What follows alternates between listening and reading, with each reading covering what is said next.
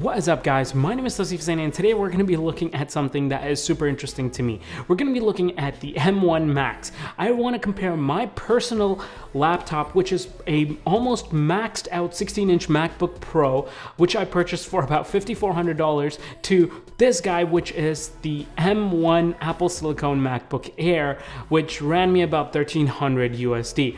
I really want to see if the $4,000 difference in price point actually makes sense. Now, I'm really having a tough time wrapping my head around this whole thing because, I mean, we've seen all the Geekbench scores and everything like that, and when it comes to single core performance, this thing is pretty much topping the charts, better than all the other Intel Macs so far. And when it comes to multi-core performance, the M1 chips are pretty much above majority of the high-end laptops, and it's on the same playing field as the 8-core iMac Pro, which is just...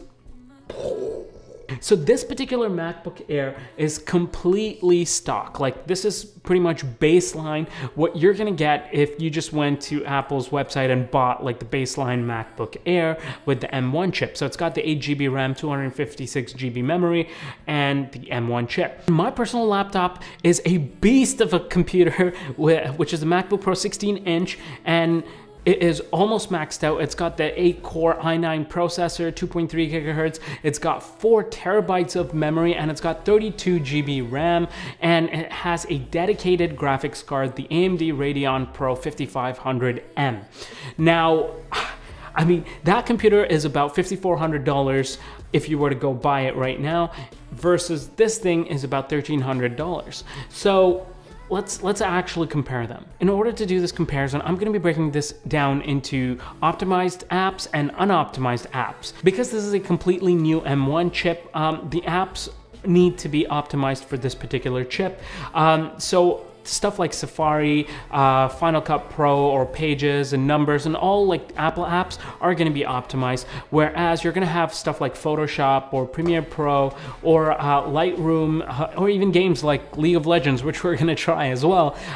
These are unoptimized, so I want to see how they actually run. So for optimized app, just generally opening them, closing them, navigating them, it did seem faster on the M1 chip, but that is to be expected because it is optimized for that, so I wasn't surprised by that. But yeah, it is snappier, like opening up Final Cut or Safari and just kind of navigating through there feels a little bit snappier. Okay, but what I really wanted to test here within optimized apps is how well can this little guy handle like footage from higher end mirrorless cameras that have just recently come out. And because that's pretty much the bulk of the work that I do, so making videos and stuff like that, and some of the higher end mirrorless cameras that just came out, they're recording codecs and bit rates that are pretty tough to handle for even like top of the end laptops and MacBooks. Now, also keep in mind, this thing is completely fanless, so I mean, it's just gonna be interesting to see what the results are like. Okay, so your 4K All-I just runs pretty fine on this computer. I'm able to scrub perfectly fine. Now let's say I jump into 4K 120 All-I. Again, it's perfectly fine. My computer's a little bit stuttery, if you notice, here and there. Now we move to the more compressed formats, which is the H.265. So these files take up a lot less space, but they are more compressed, so they're technically harder on the machines. But as you can see, it's starting to introduce a little bit of a stuttering issue. This is just 4K 24 frames per second. Now let's say I start recording in 4K 60 for some shots. Now this is where trouble gets introduced to the formula. It just becomes a little bit tougher to edit, and when you're editing and you're trying to churn out projects really quickly, this just becomes really tough. Now we go into 4K 120. Let's say we had a few of these in our thing. Now the machine's completely on its knees. So this is playing back right now. My fans are also going berserk. I don't know if you can hear that. It's a moment of truth. I'm excited. Are you excited? Okay, so All-I, as you know, we already expected, runs and scrubs like butter. Perfect. I expected that. but let's do 4K S&Q. Again, uncompressed format, should run like butter, runs like butter on my other laptop as well. Scrubs perfectly fine, although it almost feels like this is scrubbing a little bit faster. Now, moment of truth, here's the 4K 24 H.265. Now, this gave my computer not too many issues. I was able to play back perfectly fine.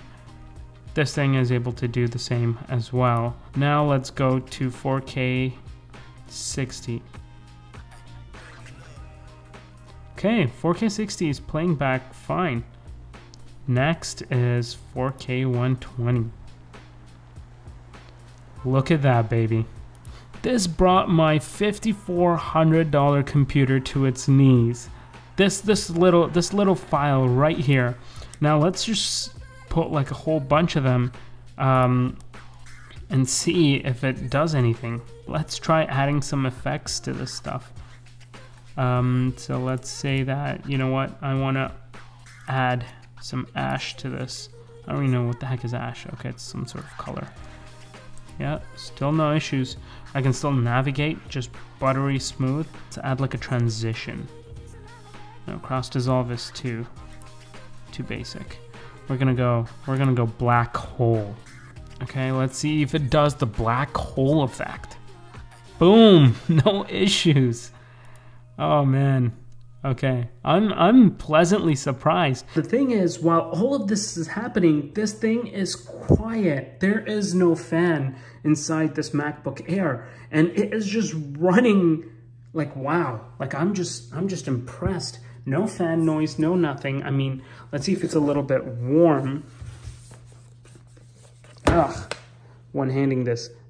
No, it's just like lukewarm, like completely normal usage. All right, so you guys saw the results.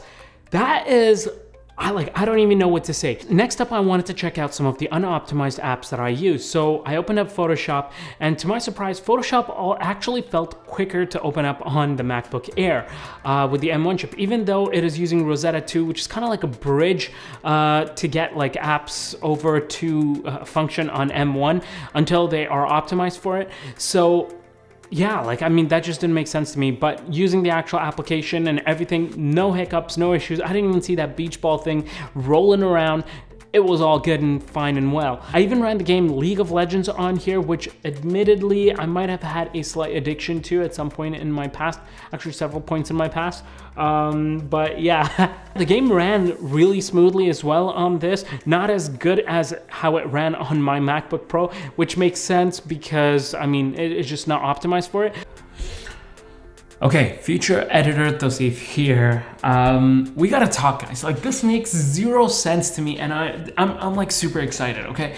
I actually edited this entire video, the video that you're watching right now, on this MacBook Air. Like, I'm even editing with this hooked up to a 5K ultra-wide monitor, a 5K monitor, while editing Sony a7S III footage, and this thing is just handling it like a champ. The whole time while this is happening, I'm thinking, you know what? This thing is gonna get pretty warm.